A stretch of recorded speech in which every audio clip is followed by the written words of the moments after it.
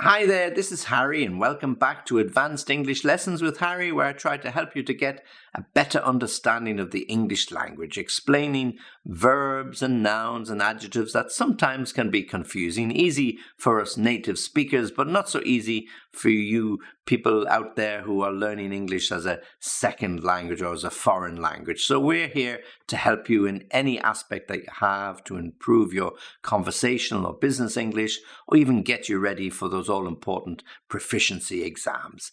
As always, at the end of this particular lesson, I'm going to give you my address. If you need to contact me, get some more information, you'll know where to get in touch. And we always like to hear from you, always like to hear your comments, good or bad. Keep them good if you can. Okay, so in this advanced English lesson, what are we going to look at? Well, today we're going to look at all about holidays and vacation. We're looking at vocabulary to talk about holidays and vacation. This will help you to build up your vocabulary, particularly if you're planning to do IELTS or the CAE exams, because it'll help you when you're talking about those sort of topics. Now, the first thing to get to understanding about is that there are lots of words that we use like trip, journey, voyage, travel, and people can get them confused. There are lots of similarities, but there's also some confusion. So trip, a trip, journey, a journey, voyage, a voyage, they're all nouns. Travel, we usually use it in relation to a verb, to travel. How do you travel to work? I'm going to travel to the United States next week on business. So it's a verb, whereas the others, I'm going on a trip. I'm taking a journey. I would like to take a voyage on a cruise ship, okay? So they are nouns, okay? Now, what verbs do we use when we're talking about these nouns? Well, we can use to take a trip, so the verb to take. So we can take a trip, we can take a voyage, we can take a journey, we can go on a trip, we can go on a journey, we can go on a voyage, so to take and to go. We can make a trip, we can make a voyage, and we can make a journey, okay? And then, as I said before, we have the verb to travel, okay? Now, you can also, of course, book a trip. So there's another verb you can use to book a trip, book a journey, and book a voyage on that cruise ship that you're all dreaming about. Okay, so they're the verbs to use with those particular nouns. Now, here's a little quiz for you, okay? So here is the sentence. He is used to a lot of business trips. So you'll see it on the screen there, okay? So he is used to a lot of business trips.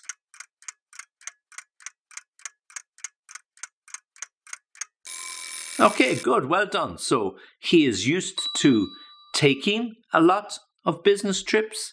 He is used to going on a lot of business trips. He is used to making a lot of business trips. Okay, so he is used to taking, going on, or making a lot. But we don't say he is used to doing, yeah? So we don't do a trip or do a journey or do a voyage. Make or take or go on, yeah? Okay? All right, good, excellent, well done. And remember, with travel, usually a verb. To travel to work, to travel by bike, to travel by bus, to travel in your car, all right?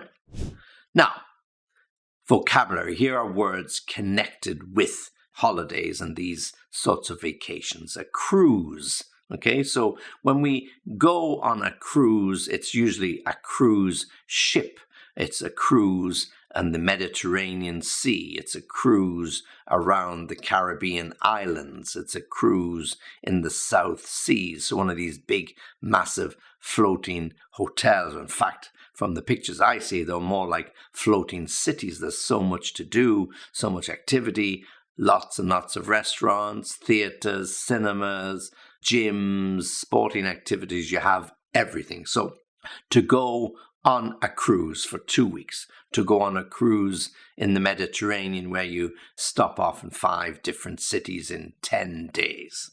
A package holiday, to take or to book a package holiday. And a package holiday is something where everything is usually included. You get your flights, you get your pickup from the airport, you get your accommodation, you get your return trip to the airport, and you might even get a few excursions when you're in your hotel. And this is generally what we call a package holiday, everything bundled together. And if you want to do it separately, then you unbundle the package, you book the hotel yourself, you book a separate flight, you book your own way of getting to and from the airport. But when you put it all together, it's what we call a package holiday.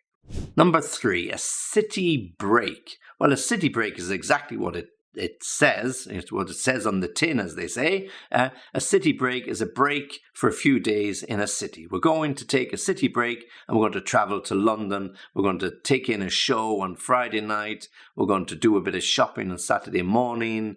We're going to look at a few museums on Saturday afternoon. On Sunday, if the weather's good, we're going to take a trip on the river, or we're going to go to the various parks in London and look around. So we're going to have a city break, and that break is going to take us 3 days. So usually a city break is short. You know, you've got a few days, Friday, Saturday, Sunday, return on the Monday morning or Sunday night, but enough time to see around the city. I'm going on a city break to Prague before Christmas to take in the Christmas markets, to take in the atmosphere when it's a little bit colder in the center of Europe.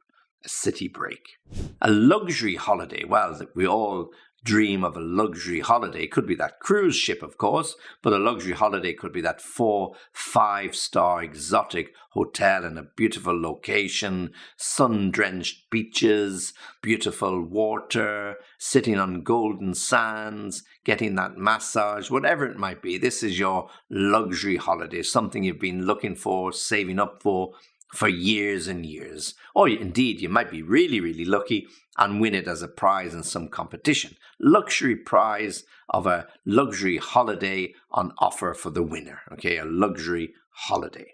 And then, as always, if you do like this particular lesson, then please like the video, and if you can, subscribe to the channel, because it really, really helps. And there are lots and lots of you doing that now, and big numbers, and we're growing it day by day. Number 6 is all-inclusive. These are really popular, particularly when you've got young kids who want to eat and drink and do this and that. So you go to one of these resorts, which is all-inclusive. So when you get there, you don't have to move at all. You've got food on the go from morning until night. Anytime you want to drink, refreshing or otherwise, you can get it. You can use the entertainment within the hotel. You can eat as much ice cream as you want. So it's all-inclusive, everything included. And when you get to those sort of resorts, they put a little wristband on your arm, and then anytime you present yourself at one of the bars or the restaurants, then they know you're staying in the hotel and everything is there for you. These are lots of those wonderful holiday resorts in Turkey, for example, which are all-inclusive resorts. The very opposite of that is something self-catering. Oh no, I don't want a self-catering holiday. Self-catering, as it sounds, you book an apartment somewhere, but you got to cook, you got to clean, you got to do everything yourself. The big advantage is they are usually cheaper, yeah? You just book the accommodation, perhaps they'll provide the pots and pans, the bed linen, the towels, and you have to do everything else. You have to cook the breakfast, you have to cook make the lunch and cook the dinner. But it's a cheaper way to get to see some cities. A lot of these places now that we call Airbnb resorts, so you get them better or cheaper than a hotel, get you access to a city that perhaps you hadn't seen, but it is self-catering. You have to look after yourself. So if there are kids, it might be easier because then you can eat when you want to eat. You can put the kids to bed when you want to put them to bed. And it's much easier to deal with them rather than trying to get them to sit still in a busy hotel restaurant, which is almost impossible. Yeah? So self-catering. And number 8, a holiday which is off the beaten track. The beaten track means a holiday area or destination that most people go to. It could be the Mallorca Islands. It could be the Canary Islands. It could be the south of Spain. It could be the north of Italy. These are all well-known destinations. But when you go to something off the beaten track, it's something a little bit unusual. Yeah, it could be a trekking holiday. It could be somewhere in Borneo. It could be somewhere in South America. Wherever it is that's a little bit unusual, a little bit different than the norm, then this could be regarded as a holiday off the beaten track. Perhaps you're going to go kayaking and you've got a tent with you, so wherever the river takes you, that's where you'll stop, and that's where you'll pitch your tent, and that's where you'll have your night's sleep or your cooking by the open fire. So it's a little bit off the beaten track. You won't say thousands and thousands of people. You'll be lucky to see anybody. So a little holiday off the beaten track. That's something like the next one, adventure holidays. Now, adventure holidays are usually sports related. It could be trekking. It could be canoeing, as I mentioned before, or kayaking. It could be horse riding. It could be skiing. It could be mountain climbing, or everything else included. So some people like adventure holidays because there's a certain amount of risk. There's a lot of activity. There's a lot of action. If you're a sporty type of person, so when you come back in the evening, you're completely exhausted. You eat a meal, but you really enjoy your adventure holiday. So you leave with your backpack, you put everything in your backpack, all the gear that you will need, and off you go for your adventure holiday, an adventure of a lifetime.